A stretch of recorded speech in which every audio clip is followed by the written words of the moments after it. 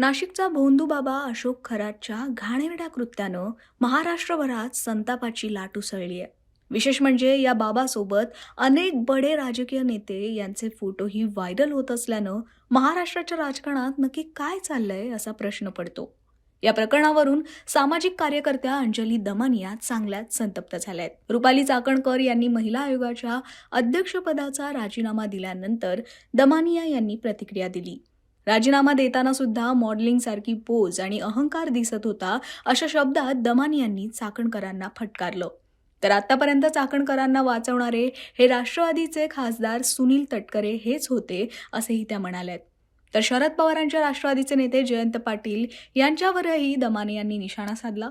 जयंत पाटलांची सुद्धा चौकशी करण्यात यावी अशी मागणी अंजली दमानिया यांनी केली आहे. पहिला म्हणजे जेवढे राजकारणी या खरातांकडनं ओशनो जल घ्यायचे यांची नावं बाहेर आली पाहिजेत. रुपाली चाकणकरांवर FIR होऊन चौकशी होऊन, कारण महिला आयोगाच्या अध्यक्षा म्हणून जर त्यांनी केसेस दाबल्या असतील तर त्या सगळ्या केसेसची कारवाई त्यांच्यावर झाली पाहिजे. आणि ही जेवढी नावं आहेत राजकारण्यांची ती बाहेर आली पाहिजेत. महाराष्ट्राच्या राजकारणाला साफ केलं पाहिजे. घाण करून टाकली आहे महाराष्ट्राच्या राजकारणाची. तर मुख्यमंत्र्यांना एकतर आभार, तुम्ही महाराष्ट्राच्या महिलांच्या डोक्यावर उपकार केलेत निर्देश देऊन. पण खरंच सार्कास्टिक बोलणं नाही, पण खरंच आभार की तुम्ही यावेळेस जरा लवकर तरी ते काम केलं.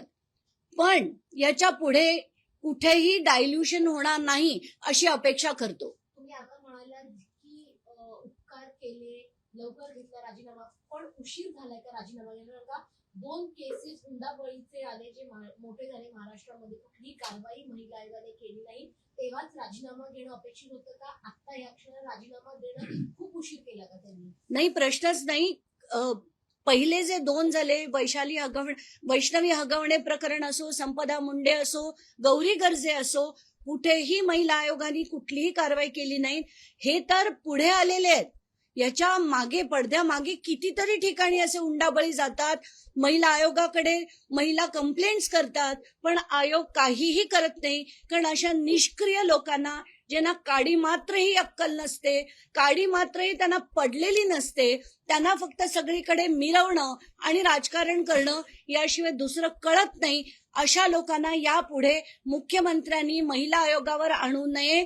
मुख्यमंत्र्यांना खास मला हा निरोप द्यायचा आहे की याच्या पुढे राजकारणाला आणि आयोगाला लांब ठेवा. याच्या पुढचे जे येतील महिला आयोगाच्या अध्यक्षा, त्या एक IPS ऑफिसर किंवा एक रिटायर्ड जज यांचीच नियुक्ती करा, म्हणजे खरोखर महाराष्ट्राच्या महिलांना न्याय मिळेल. महिला प्रदेशाध्यक्षपदी रुपाली चाकणकर कायम आहे, तर त्याही पदावरून त्यांचा राजीनामा घेतला पाहिजे का पक्षाने? आताच्या कुठल्या याच्यावर आहेत? महिला प्रदेशाध्यक्ष नाही, आता तो त्यांच्या पक्षाचा निर्णय आहे, तो सुनेत्रा पवारांनी घ्यावा. पण सुनेत्रा पवारांना खरं तर एक स्त्री म्हणून हे सगळं 3 दिवस बघत होत्या त्यांनीही कुठचाही पाऊल उचललं नाही. खरं तर महाराष्ट्राची पहिली स्त्री उपमुख्यमंत्री झाल्यानंतर त्यांनी महाराष्ट्राच्या महिलांसाठी अनेक गोष्टी करणं अपेक्षित होतं. पण 3 दिवस जेव्हा कळस झाला, सगळ्यांनीच पत्रकार परिषदा घेतल्या, त्यानंतर त्यांनी तो राजीनामा स्वीकारला.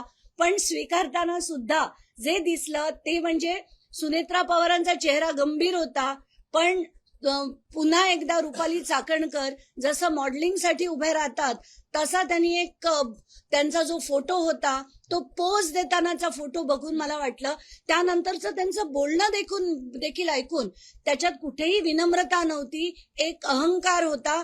या सगळ्या गोष्टी बघून मला असं वाटतं की त्यांना खरंच एक इंट्रोस्पेक्शन ज्याला आपण म्हणतो ते करण्याची गरज आहे. हा पहिला टप्पा झाला यांचा राजीनामा. याच्या पुढे अनेक गोष्टी होणं अपेक्षित आहे. एक म्हणजे हे सगळे जे राजकारणी ते ओशनो जलसाठी गाड्या पाठवायचे, हेलिकॉप्टर पाठवायचे, तिथे म्हणजे उठता बसता शिर्डीच्या नावाखाली तिथे त्यांच्या त्या मंदिरात जाऊन यांचं सो कॉल्ड खरातांचं, त्यांच्या गुरुजींचं, कोणाच्या पप्पांचं, या सगळ्यांचं दर्शन घ्यायचंय. तर या सगळ्यांची नावं बाहेर आली पाहिजेत. आता कुठलाही माणूस येतो, काहीही बोलतो आणि ते खरं होतं म्हणून त्याच्याकडे असं अंधश्रद्धेने जाणं आणि या ज्या गोष्टी तो करायचा हे कितपत लोकांना पटतंय. आणि असे जर आपलेच नेते जात आहेत हे बघून इतर सामान्य जनतेला वाटतं नाही हा खरंच कोणतरी योगी पुरुष असेल, कारण याच्याकडे आपले नेते सुद्धा जातात. तर आपण या सगळ्या अंधश्रद्धांना, या सगळ्या गोष्टींना कुठेतरी आळा घालणं गरजेचं आहे, असं या नेत्यांना का वाटत नाही हेच मला कळत नाही. हाच मुद्दा आहे की महाराष्ट्राला पुरोगामी राज्य म्हणून म्हणलं जातं. भाषण करताना नेते अनेक वेळा हा संदर्भ लावतात की पुरोगामी महाराष्ट्रातून आम्ही वगैरे येतो, पण याच पुरोगामी महाराष्ट्रातले सर्वच नेते, मग मुख्यमंत्री आजी असो किंवा माझे असो, सर्वांचेच फोटो यांच्यासोबत पाहायला मिळतात. कसं घ्यावं या नेत्यांचं नेमकं मग काय मनात चाललंय? अगदी आजी माझी मुख्यमंत्री, नंतर त्या उपमुख्यमंत्री, ते तर तिथे नेहमीच जातात असं ऐकलंय, नेहमीच त्यांच्याकडनं बरंचसं काही करतात असं ऐकलंय. आत्ताच्या घटनेला मला हाच संदेश द्यायचा आहे की एक तर लोकांनी यांना मी भोंदू बाबा नाही म्हणणार, हे अतिशय विकृत बाबा होते. तर अशा लोकांना सगळ्यांनी समजून घेतलं पाहिजे की अशांच्याकडे कधीही परत जाऊ नका.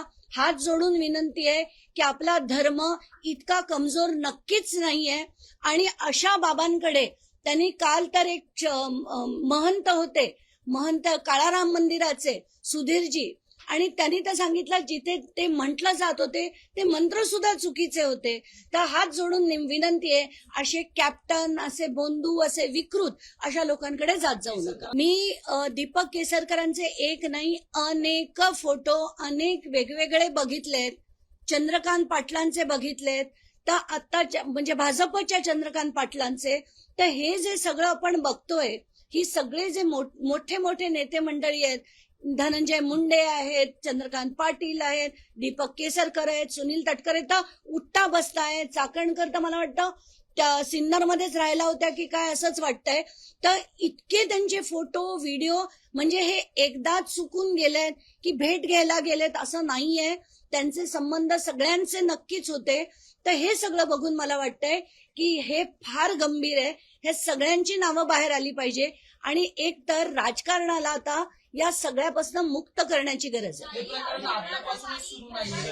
या आधी काही कॅप्टन खरातांच्या संस्थांना धरणाचं पाणी दिलं ते 39 लाख लिटर आणि ते मला अगदी महत्वाचा प्रश्न विचारला. जयंत पाटलांनी त्यांच्या काळामध्ये मवियानी त्यांचं जे धरणाचं पाणी होतं ते त्यांच्या संस्थेला आरक्षित केलं. पहिलं तर हे आरक्षण काढून टाका, कारण हे जनतेचं पाणी आहे. जिथे तिथले शेतकरी आहेत त्यांना ते पाणी आधी मिळालं पाहिजे. आणि जयंत पाटलांचं सुद्धा नाव याच्यात अनेकदा येताना दिसतंय, याची सुद्धा सखोल चौकशी झाली पाहिजे. चाकणकर यांचा राजीनामा मागण्यात आला होता, परंतु सुनील तटकरे हे त्यांचा राजीनामा राखून ठेवायचे, दाबून ठेवायचा असा दावा आता करण्यात आला आहे. मला एकदा नाही अनेक प्रकरणांमध्ये प्रत्येक पदोपदी रुपाली चाकणकरांना कोणी वाचवत असेल तर ते एकमेव नाव म्हणजे सुनील तटकरे. त्यांना पदोपदी वाचवणं, त्यांना पाठीशी घालणं, त्यांच्यावर काही न येऊ देणं, ते त्यांना कोणी काही बोललं की चिडाचिडी करणं, हे एकदा नाही असंख्य वेळा आपण बघतोय. तर ही जे पद होतं, आम्हाला रुपाली चाकणकरांशी काही घेणं देणं नाही. ज्या पदावर त्या होत्या, महिला आयोगाच्या त्या अध्यक्ष होत्या, त्या पदाला काही गरिमा असते. ती गरिमा लक्षात ठेवून त्यांना वागणं अपेक्षित असतं. जर त्या कोणाचे पाय धुताना, आपल्या पदराने पाय पुसताना, ही सगळी जेव्हा चित्र बघतो संताप होतो. महिला आयोगाच्या अध्यक्षांनी त्यांच्या पदाचा तरी गरिमा ठेवला पाहिजे. आणि आताच्या घटनेला जे असंख्य व्हिडिओ, माझं तर काल सगळ्यात जास्त संताप पांडुरंगाशी त्यांची तुलना केली म्हणून झाला होता. ते मी सगळ्या माध्यमांना सुद्धा सांगितलं, तुम्ही ही बातमी दाखवा की एक महिला आयोगाची अध्यक्षा जर म्हणत असेल की तुम्हाला आषाढी एकादशीला पांडुरंगाचं दर्शन घेता येत नसेल तर तुम्ही इथे येऊन घ्या, हे पांडुरंग आणि त्या रुक्मिणी. तर इतकं लज्जास्पद असं त्यांचं जे बोलणं होतं, त्यांच्यावर फार म्हणजे 3 दिवस हा सुद्धा फार जास्त कालावधी त्यांना देण्यात आला असं मला वाटतं.